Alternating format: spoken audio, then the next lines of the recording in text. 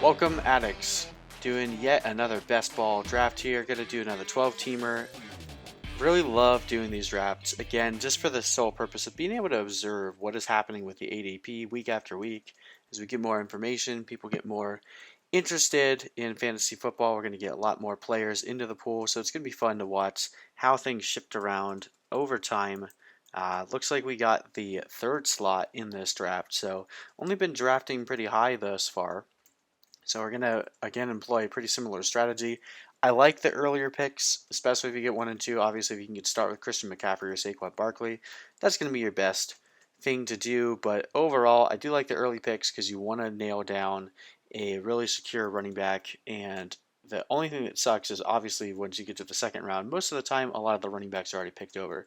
Uh, as we've explained before, the best strategy is to go robust running back early on and uh, obviously, with that, we're going to take Ezekiel Elliott with our first pick. So we've gotten Dalvin Cook and Alvin Kamara and a few other drafts. So we're going to get Ezekiel Elliott, another guy in our tier 2.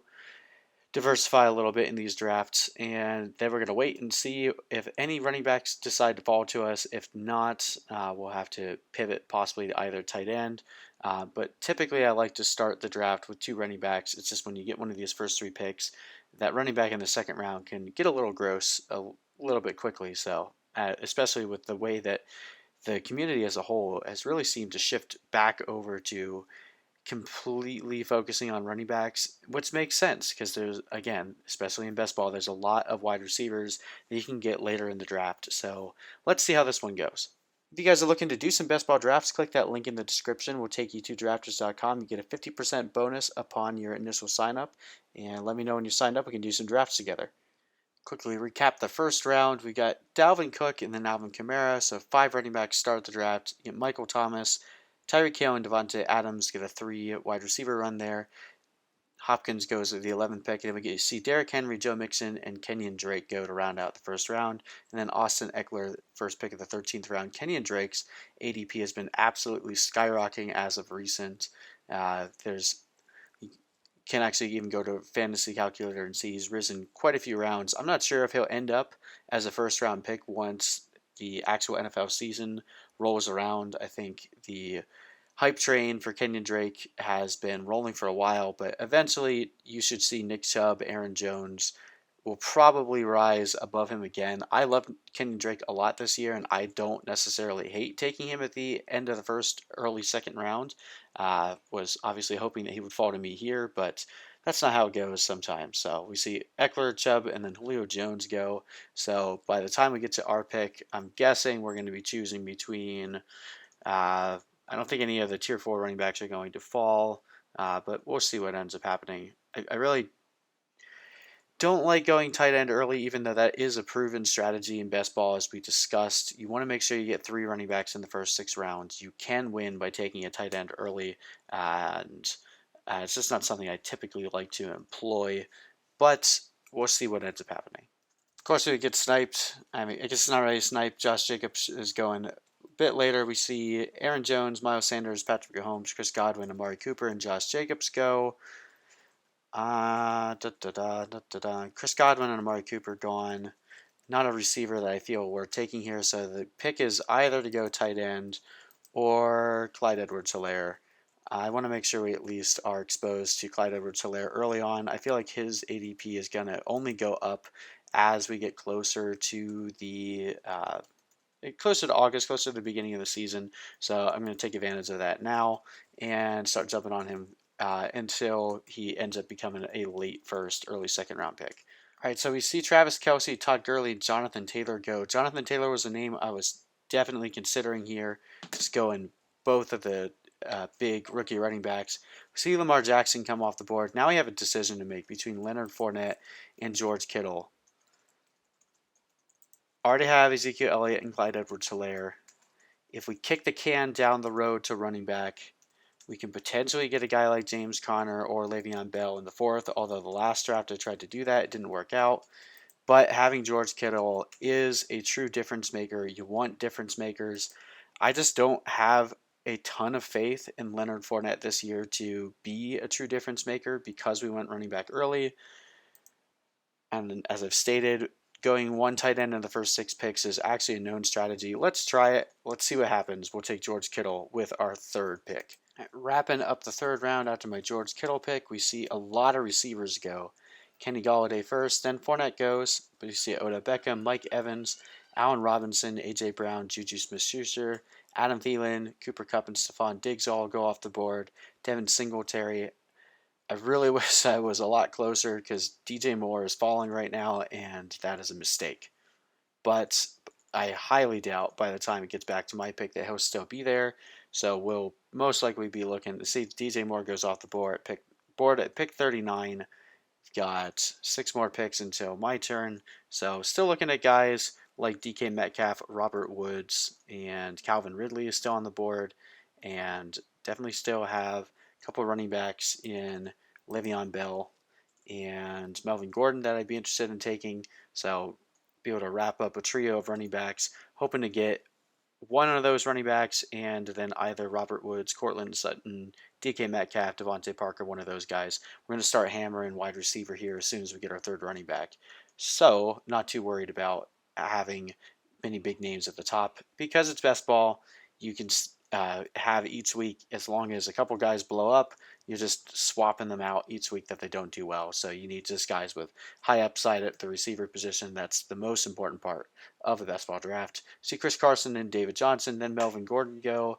So we could get to a situation where we don't have any of the running backs left.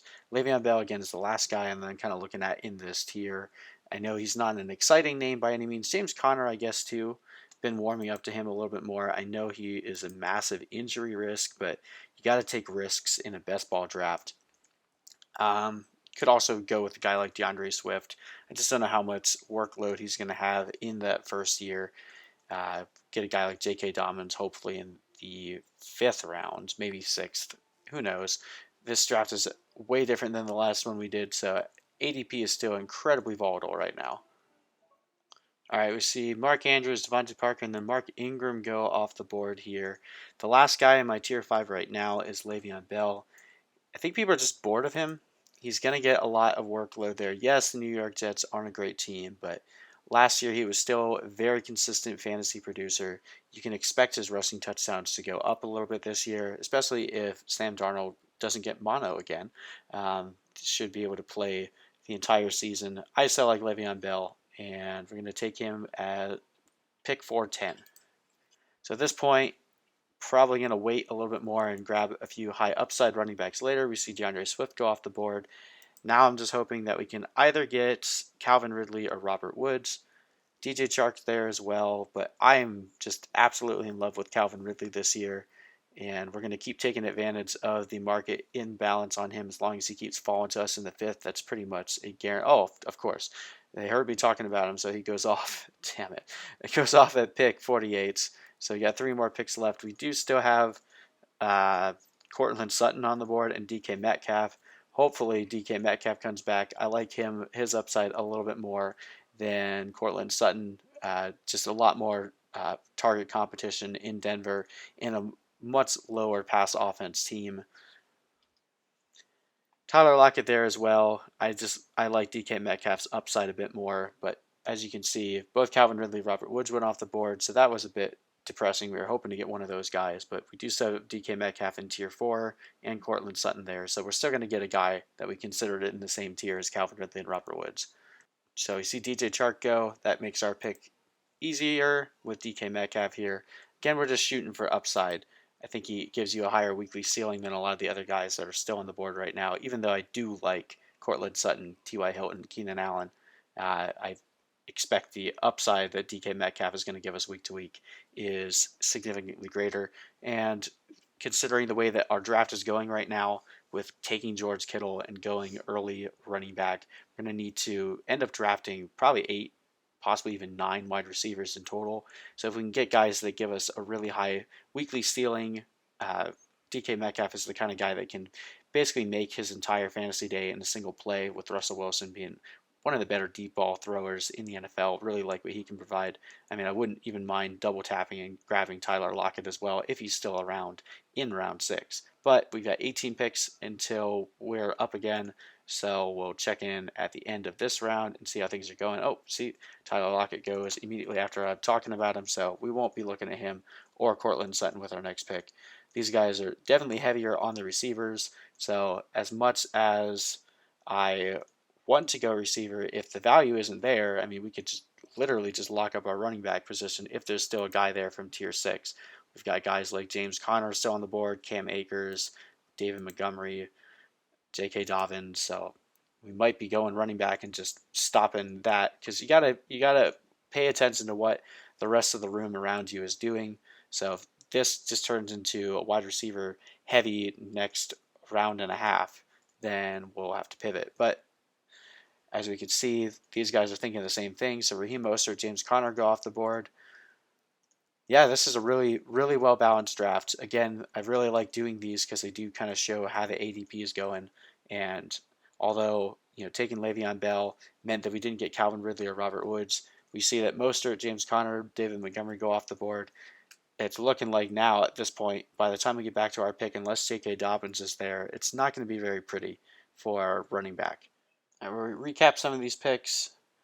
Last we spoke, David Montgomery. We see Keenan Allen, Zach Ertz goes off the board. Zach Ertz fallen a bit in this draft. Damian Williams, AJ Green, Dak Prescott goes as the third quarterback. Julian Edelman, then Cam Akers went at pick 63. T.Y. Hilton, Terry McLaurin, and Kareem Hunt. So we've got 3 picks left. Really, the only running back left in our tier 6 is J.K. Dobbins. Actually, I believe Darius Geis might still be there as well. He's definitely a bit of a risk just in terms of how injury prone he's been up to this point. But you got to take some risks in best ball. Darius Geis could easily outperform his draft position by a lot if he's able to stay healthy this whole season, and really like what he provides. If both of those guys are still on the board, we might just take a gamble that one of them comes back to us, because the wide receivers, at least in this tier, are getting pretty thin. T.Y. Hilton went off the board, so we're staring down right now. Pretty much just Deebo Samuel left in our tier 5. Kyler Murray goes off the board, so that pretty much makes the decision for us that we're not going to be touching. We weren't planning on touching quarterback until round 7 anyway. But with taking George Kittle early, it almost forces you into the position of having to wait until very late to draft a quarterback, which I am totally fine with. Kyler Murray and Dak Prescott, I think, are the only guys outside of Mahomes and Jackson that give you ridiculous upside at the position. We can still get guys later that give us plenty of weekly ceiling and a decent floor. So not going to be taking a quarterback anytime soon, especially with needing to start hammering the wide receiver position. See what this guy does. Right now, unless Deebo Samuel goes off the board, just following the tiers, using that as our guide. Since Deebo Samuel is the last guy in our tier 5, want to be able to nab down at least 2 wide receivers higher up there. So we see Jarvis Landry go. So that makes a choice for us with Deebo Samuel. Again, really like the upside that he provides on a weekly basis. Also gives us a little bit of a floor with that running game ability. Emmanuel Sanders is no longer there. Yes, we're doubling down on 49ers with both Deebo and George Kittle, but I don't think the 49ers are really going to regress much this season. They kept the majority of their team. And again, like with Emmanuel Sanders gone, we don't know how involved Brandon Ayuk is going to be. Deebo Samuel coming into his second year gives us a really good ceiling. He finished the last couple weeks of the season last year as one of the highest scoring. I believe it was wide receiver 6 over the last couple weeks of the season. So he has a very high ceiling each week. So we get 2 year 2 receivers in DK Metcalf and Deebo Samuel to round out our Ezekiel Elliott, Clyde Edwards-Helaire, and Le'Veon Bell, George Kittle start. Now we're just hoping that J.K. Dobbins comes back to us. If not, maybe J.K. Dobbins or Darius Geis. Actually, I have Darius Geis ranked higher. My guess is one of these guys goes. Before I get back, I just have a weird love affair for J.K. Dobbins. Not sure what he's going to do in the first year with Mark Ingram still there. Less competition for touches between the running backs in Washington than there are in Baltimore. I'm hoping that one of these guys goes so that way I don't have to make the choice. I'm only 1 pick left, so make this easy for me. If not, we're going to have to flip a coin. Didn't make it easy for us, so we're going to have to flip a coin here to Just in terms of the receivers, there's really not nearly enough upside to be considering going another receiver here. CeeDee Lamb is interesting. Marvin Jones I like a lot. But Darius Slayton, guys like this that most likely will be there with our 7th pick. We started the 3-2-1 strategy, which was one of the most successful last year. We'll still have plenty of picks left for wide receiver. I don't think any of these guys give us nearly the same upside that either Darius Geis or J.K. Dobbins do. Blah. I don't want to choose. Let's go Darius Geis. I know, again, injury risk is huge, but he gives us a incredibly high upside for a running back. Could be a workhorse back if he's able to finally stay healthy. It's the same thing that we said about Dalvin Cook last year, and that didn't scare people off of drafting him early.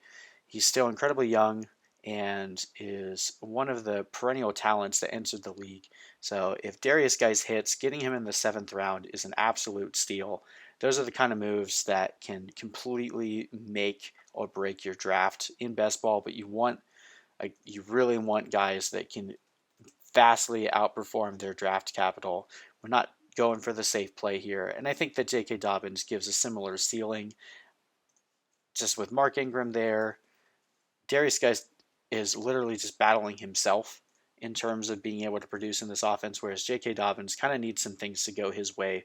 He needs the coaching staff to commit to him as a featured back. He needs Mark Ingram to either get hurt or regress a good bit from where he's at. So while I'm incredibly bullish on J.K. Dobbins in Dynasty, a little less so in redraft, that's why we went with Darius Geis over J.K. Dobbins. All right, now that we have 4 solid running backs, we're really going to punt that position for a good portion of this draft. Tight end with George Kittle there, we're only going to grab a backup for him. If George Kittle ends up getting hurt, our entire draft is busted, so there's no reason to try to shore him up with multiple tight ends. So at this point, going forward, we're really only going to be looking at quarterback and wide receiver for a good bit. So after our last pick, we see Will Fuller and Russell Wilson go, and then J.K. Dobbins, guy we were looking at last pick, Marquise Brown, Evan Ingram, really like his upside this year, Keyshawn Vaughn, Sony Michel, Robbie Anderson, Kerryon Johnson, Tom Brady, Hunter Henry.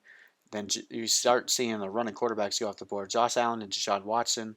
I'm really glad that someone ended up taking Deshaun Watson because I would have had to definitely consider him here in round 8. But with him off the board, that makes our decision to punt quarterback even easier. Just keep kicking that can down the road. At this point, really liking a few receivers left on the board. We've got Christian Kirk, Marvin Jones, Brandon Cooks is still here, and Darius Slayton. I'd be happy with any pairing of those two guys. There's not really any running backs that move the needle for me. Still got guys like Matt Breida and Duke Johnson on the board.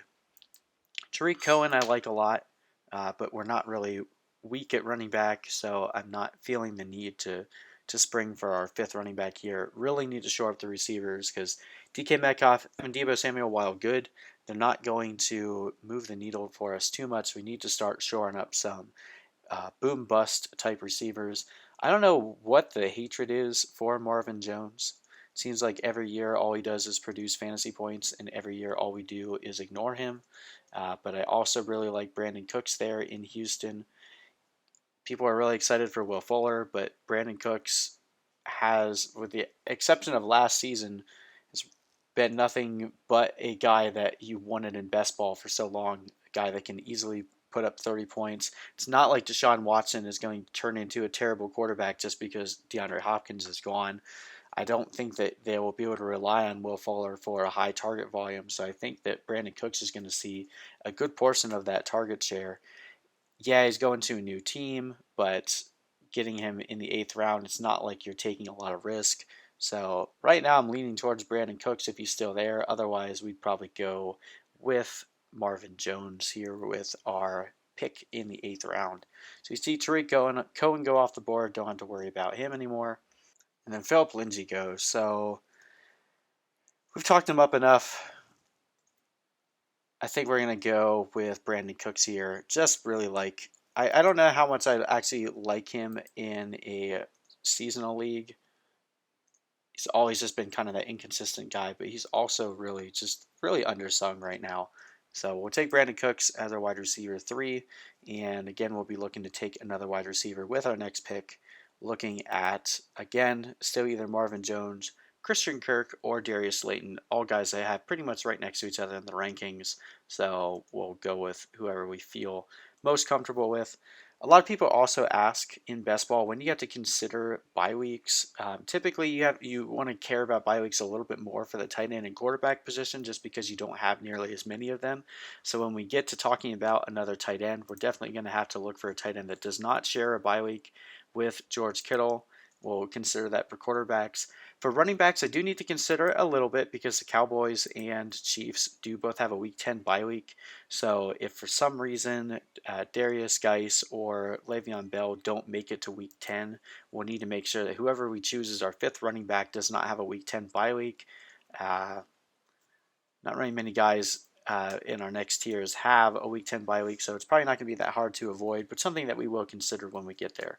But right now, again, not concerned about running back. We see Sterling Shepard, Hayden Hurst, and Matt Ryan going off the board. We've got one more pick until we get here. I think I'm going to shoot for the upside of Darius Slayton. When Daniel Jones and Darius Slayton were on the ball, we're just hitting all the boom bust receivers here. We look at his game log from last year, you can see he was either nothing or completely dominant. 19 points in week 8, 34 points in week 10, 32 points in week 14. Really big guy. I plan on him developing a lot this second year. Not worried about Golden Tate. Sterling Shepard and Evan Ingram definitely going to shore things up a bit. Christian Kirk goes off the board, so we don't have to think about him. It's either Marvin Jones or Darius Slayton. If this was a seasonal league, I'd probably go Marvin Jones for the stability week in and week out, but I love the upside that Darius Slayton gives us. We're just going all upside in this draft. We're going to take Darius Slayton as our wide receiver 4. So now we're starting to build out that really good best ball roster where we have a strong core of running backs. We've got a elite tier tight end in George Kittle, and then we have high upside receivers in DK Metcalf, Deebo Samuel, Brandon Cooks, and Darius Slayton. So after our last pick, we see CeeDee Lamb and Tyler Higbee go, then John Brown, Jared Cook, Tevin Coleman off the board, Rob Gronkowski, Matt Breida, Jack Doyle, and Mike Gesicki. So a good amount of tight ends falling off the board, but we're still not looking at tight end really anytime in the next couple picks. Marvin Jones goes off the board, Jalen Samuels, Carson Wentz, and Matthew Stafford. We see Deontay Johnson go. So I'm noticing a trend here. There's still 4 picks left, so it might be too early to say it, but Drew Brees is falling right now. If Drew Brees is there, he's the last guy. Nope, he's gone, so it doesn't matter. Tier 4 quarterbacks are gone, so now we're looking at guys in our Tier 5, guys like Aaron Rodgers, Daniel Jones, Baker Mayfield, Jared Goff, and Ryan Tannehill. Seeing Drew Brees go there makes our choice a little bit easier to pivot over. Now, I know I said I wasn't going to be thinking about running back much anymore, but I am a little enamored by Duke Johnson there in Houston. If we take Duke Johnson here, we're not even going to take another running back for the rest of the draft. And the reason why I'm considering him or James White would both be decent picks here.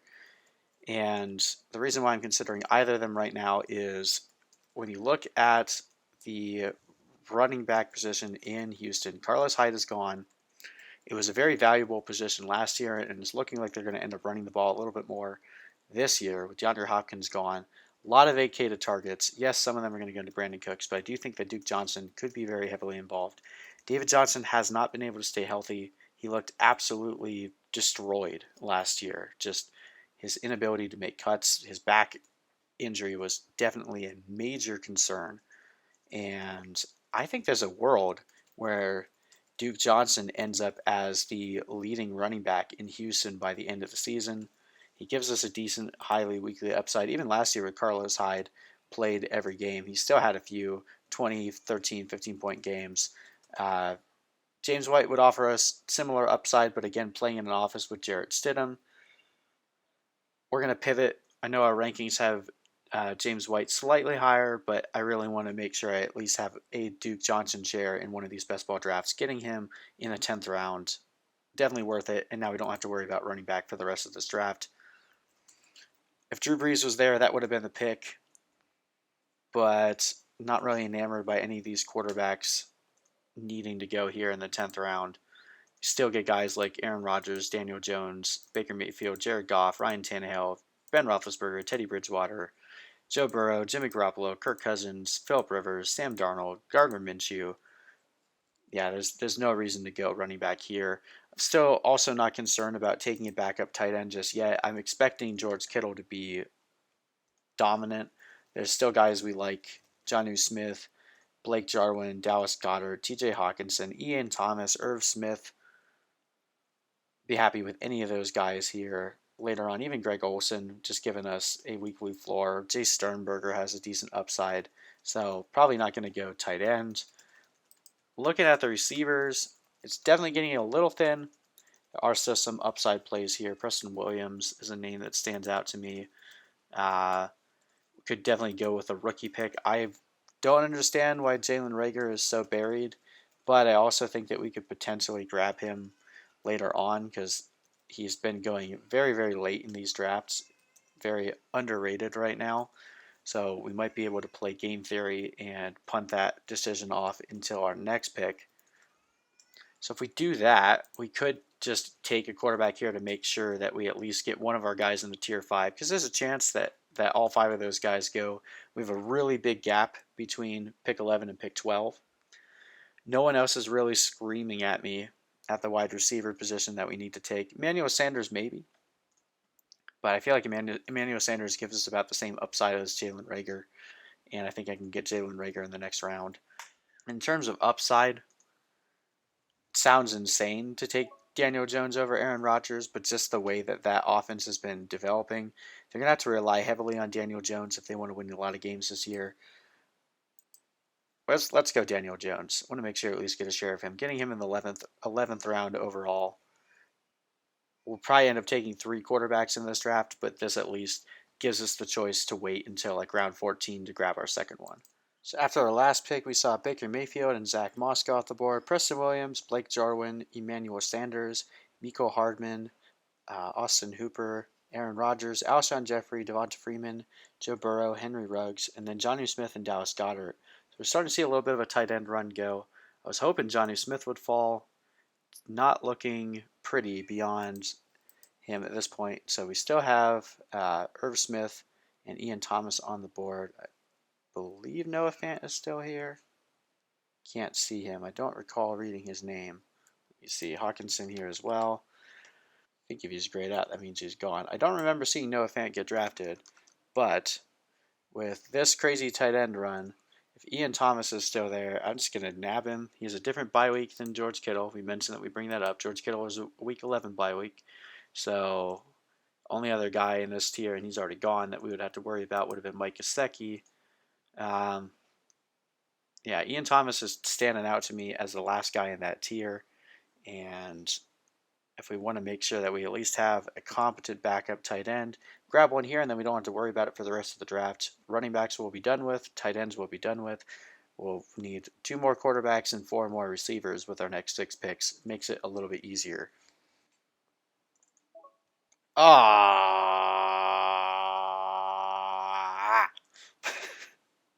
Freaking sniped on Ian Thomas. That sucks. Positive that Noah Fant isn't here. Well,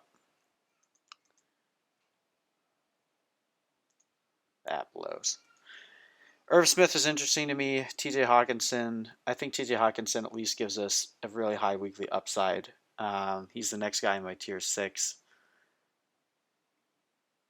Want to make sure we get him. Everyone's shooting at tight ends right now, so yes, we're running with the run, but want to make sure we at least get another guy there. Don't have to worry about tight end anymore. George Kittle, TJ Hawkinson there at tight end. And now we're going to start looking again to wide receiver. I mentioned last time that Jalen Reagor was our next guy on the board. He's still here. Justin Jefferson is still here.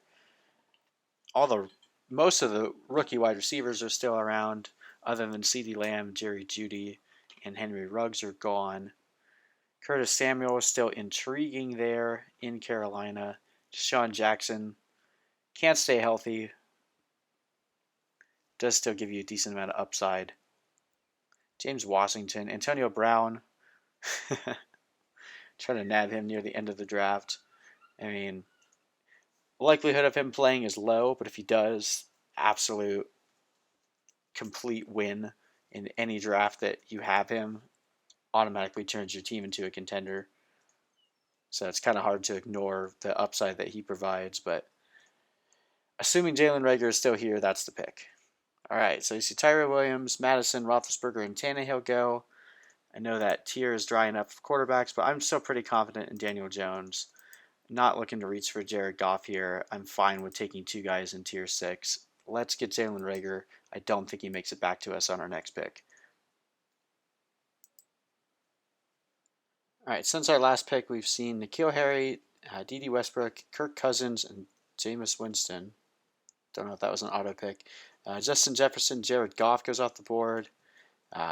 Tony Pollard, Cole Beasley, Irv Smith, Eric Ebron, Randall Cobb, Sam Darnold, Rashad Perriman, Chase Edmonds, and then Michael Pittman goes.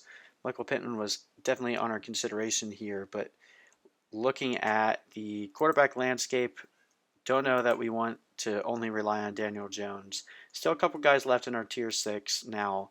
Again, we mentioned you do consider bye weeks when it comes to your quarterback and tight end position. So Daniel Jones, week 11 bye week. So that might scare us off Jimmy Garoppolo if he's still there because he has a week 11 bye. Nick Foles and Ryan Fitzpatrick all have a week 11 bye. So if we want to make sure we diversify at least with our second quarterback, I don't want to say his name because I've jinxed myself twice now with saying the name, especially with this guy. So we'll wait until we're on the clock to say his name. All right. So I still feel one of the most undervalued quarterbacks in the entire NFL right now is Teddy Bridgewater.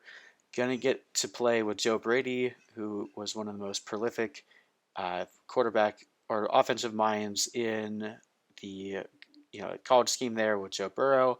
Coming into a team that has a truly decimated defense. Teddy Bridgewater was the second most accurate quarterback in the NFL last year. This just screams potential for week-winning upside, and getting him this late is going to pair nicely with Daniel Jones. We're going to take Teddy Bridgewater here, and we'll probably look at taking either Denzel Mims or Michael Pittman with our next pick if either of those guys are there. Shore that wide receiver spot up a little bit more, and then we'll get back to you guys with the next pick where we'll either go another quarterback or another receiver because, as we've already stated, we're done with running backs and tight ends. We're happy with what we have. All right, we see Paris Campbell fall to us. Love the slot receiver option there. In Indianapolis, Philip Rivers loves to throw to the slot receiver. He's the next wide receiver up on our big board, so we're going to go with Paris Campbell. All right, so since our last pick, we kind of got screwed at the quarterback position. We saw Gardner Minshew go off the board right after us, Philip Rivers, Drew Lock, Jimmy Garoppolo, Derek Carr, even seeing Ryan Fitzpatrick go off the board. So we're left with the Bears quarterbacks, the Chargers quarterbacks. It's kind of a gross situation, but I'm looking at Nick Foles here. I believe that Nick Foles is going to start at least the majority of the year there in Chicago, and with Allen Robinson and Anthony Miller there, at least going to give us a decent bit of starting value. There's still plenty of receiver upside lottery ticket shots that we could take. Only other guy I'd really be looking at here that we'd have to take would either be T. Higgins or Antonio Brown. T. Higgins I don't think is going to end up doing much this year. Antonio Brown obviously is depending on signing somewhere. So let's make sure we shore up the quarterback spot, insulate to injury since we did go a bit later. There's a chance that Teddy Bridgewater ends up having a flare up with his knee. So give us at least a backup option here. So now we're pretty much done with quarterback and we're going wide receiver for our last two picks. Oh, Denzel Mims, I wanted to mention. Denzel Mims would have been who I would have went after here, but he went before us here at pick 181. So, and of course, Antonio Brown goes right after us, so that makes the choice a little bit easier. Don't have to draft him. All right, so we see Dwayne Haskins go, so that probably would have been the Nick Foles pick had we not taken him there. Brandon Ayuk and Kyle Rudolph also off the board. So it's between T. Higgins and Laviska Shenault for me. I have them right next to each other on the board. I think T. Higgins has a lot more competition there. Obviously, has to worry about A.J. Green, Tyler Boyd, and John Ross, whereas Laviska Shenault should actually slot in there as the wide receiver 2 outside DJ Chark. Not too scared of D.D. Westbrook or Keelan Cole. So let's go with Laviska Shenault. We'll take an upside pick here. And one more pick after this one. All right, so without going over the entire last few rounds, Albert Wilson goes. That pretty much leaves my pick up to Steven Sims, who I'm actually really high on right now. There's talk of them moving Kevin Harmon to tight end, since the tight end position in Washington is so jacked up. I noticed Rashad Penny actually fell all the way down here. He's going to be out for half the season. That's not something that you're really looking for in a best ball pick. If this was season long, probably the same thing. You basically just be sitting on him all year. So not going to advise that. We're going to stick with our plan. Take 8 receivers. Get that upside with Steven Sims. And that will round out our draft. We'll recap it here in just a second once this draft is over. All right. So as we discussed throughout the draft, going running back early allows us to just go high upside with wide receiver. Missed out on Antonio Brown there at the end. Don't really know if he's going to do anything this year, but definitely gives you the most upside in the late rounds. But we end up with Daniel Jones, Teddy Bridgewater, Nick Foles as our quarterbacks. But we have Ezekiel Elliott, Clyde Edwards-Helaire, Le'Veon Bell, Darius Geis, Duke Johnson at running back. And then at wide receiver, we have Deebo Samuel, Jalen Reagor, Paris Campbell, Darius Slayton, Brandon Cooks, Laviska Shenault, Steven Sims, and DK Metcalf. And then George Kittle and TJ Hawkinson at tight end. So that was an interesting test in seeing what happens when you go tight end early. I don't think I like this as much. If I would have taken a guy like DJ Moore there and then taken a Mike Gesicki, Tyler Higbee type later in the draft, I think that would have been something that I would have ended up being happier with, but we'll end up seeing how the results go at the end of the season. Still really like having George Kittle, but you have to spend a lot to make sure that you get one of the elite tier tight ends. Probably not going to be a strategy that I advise typically heading into 2020. But anyway, guys, we are working a lot on getting a bunch of our new features up for the 2020 season, working on rankings right now, and be posting player profile videos pretty soon. So if you're looking for more content to get you guys ready for the 2020 NFL season, hit that like and subscribe button, and we will see you in the next video.